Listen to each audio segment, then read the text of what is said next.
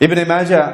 حدیث نمبر 4245 سنیے، سیدنا ثوبان بیان کرتے ہیں کہ رسول اللہ صلی اللہ علیہ وسلم نے فرمایا لَأَعْلَمَنَّ أَقْوَامًا مِّنْ أُمَّتِي، میں اپنی امت کے ایسے لوگوں کو جانتا ہوں، ایسی اقوام کو جانتا ہوں، يَأْتُونَ يَوْمَ الْقِيَامَةِ بِحَسَنَاتٍ أَمْثَالِ جِبَالِ تِهَامَةَ بِيضًا۔ حدیث کو ذرا غور سے سنیے اور اللہ سے دعا کیجئے کہ اللہ ان بد نصیبوں میں ہمارا شمار نہ فرمانا۔ اللہ کے نبی فرما رہے ہیں میں اپنی امت کی ایسی اقوام کو جانتا ہوں جو قیامت کے دن آئیں گے اور تہامہ پہاڑوں جتنی چمکتی ہوئی روشن نیکیاں لے کر آئیں گے، فَيَجْعَلُهَا اللَّهُ عَزَّ وَجَلَّ هَبَاءً مَنْثُورًا۔ ان کی یہ نیکیاں جو پہاڑوں کی طرح بڑی ہوں گی، چمکتی ہوئی ہوں گی، اللہ ان کو ریت کے ذرات بنا کر اڑا دے گا۔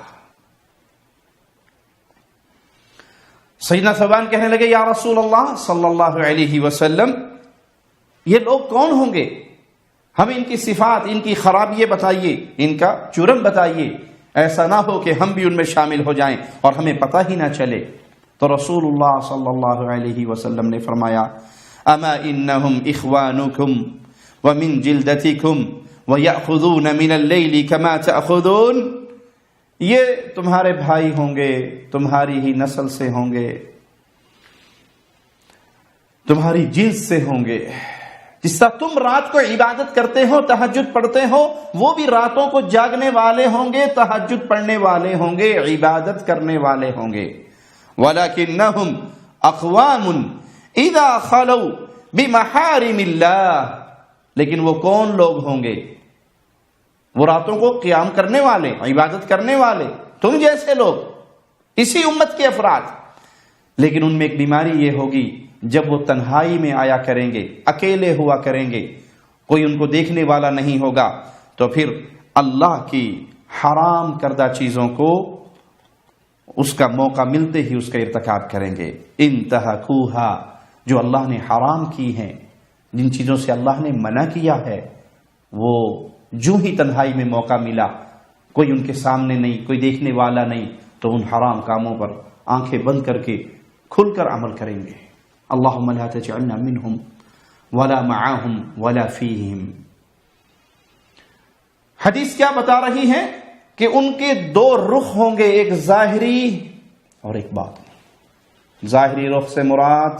لوگوں کے سامنے بڑے نیک، متقی، پرہیزگار، نماز پڑھنے والے،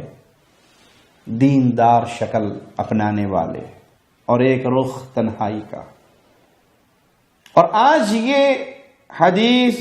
آج کے حالات پر یہ زیادہ فٹ آتی ہے کہ آج تنہائی کے گناہ اتنے آسان ہو گئے، شاید کسی دور میں اتنے آسان نہ ہو۔ میرا ہر وہ بھائی جس کے پاس اس کا کمرہ لاک ہے اور کمرے میں لیپ ٹاپ ہے، موبائل اس کی جیب میں ہے، اور گندی ویب سائٹیں، گندی فلمیں، گندے پروگرام دیکھنے میں اس نے تسلی کر لی ہے کہ مجھے کوئی نہیں دیکھ رہا، دروازہ لاک ہو چکا ہے، کمرہ لاک ہو چکا ہے، ایک ذات ہے تو تجھے یہاں بھی دیکھ رہی۔ آپ نے اکثر دیکھا ہوگا بچوں کو ماں باپ سے چھپنے کے لیے کیا کریں گے، ہیڈ فون لگا لیں گے اور سونے کا پورا ڈرامہ کریں گے، کمبل اپنے اوڑھ لیں گے اور کمبل میں ٹانگیں کھڑی کر لیں گے، کسی کو کیا پتا رضائی کے اندر میں کیا دیکھ رہا ہوں، اور وہاں بیٹھ کے وہ گانے بھی سنیں گے، وہ فلمیں بھی دیکھیں گے، وہ گندی ویب سائٹوں پر بھی جائیں گے، وہ ہر وہ برائی جو وہ لوگوں کے سامنے کریں تو ان کا چہرہ واضح ہو جائے، ان کی دینداری پر سوالیاں نشان اٹھیں، وہ تنہائی میں چھپ کے کریں گے۔ سوال سب سے چھپ گئے ہو کہ اللہ سے بھی چھپ گئے؟ روایت جھنجھوڑ دینے والی ہے، تنہائی میں آئیں گے تو وہ سارے گناہ کر جائیں گے۔ جو لوگوں کے سامنے بچتے ہیں اور اس پہ حرام کے فتوے لگاتے ہیں، تنہائی کے اندر اب کوئی نہیں دیکھ رہا، شراب ملی تو شراب پی گئے، زنا کا موقع ملا تو زنا کر گئے، بے حیائی کا موقع ملا تو بے حیائی کر گئے۔ یہاں پر آ کر وہ گناہوں کے درمیان جو اللہ کے خوف والی چادر ہے اس کا خیال نہیں کریں گے اور گناہ کر گزریں گے۔ قیامت کے دن نیکیوں کے انبار ہونے کے باوجود ہلاکت بربادی میں ہیں کہ ان کی نیکیوں کو ریت کے ذرے بنا کر اڑا دیا جائے گا۔ اللہم لا تجعلنا منہم ولا معاہم ولا فیہم، اللہ اپنی رحمت سے ہمارے دل میں ایسا اپنا ڈر پیدا فرما دے کہ ہم ان بد نصیبوں میں شامل نہ ہوں جو تنہائی میں بیٹھ کر تجھے ناراض کرتے ہوں۔ اقول قولی ھذا واستغفر اللہ لی ولکم وللسائر۔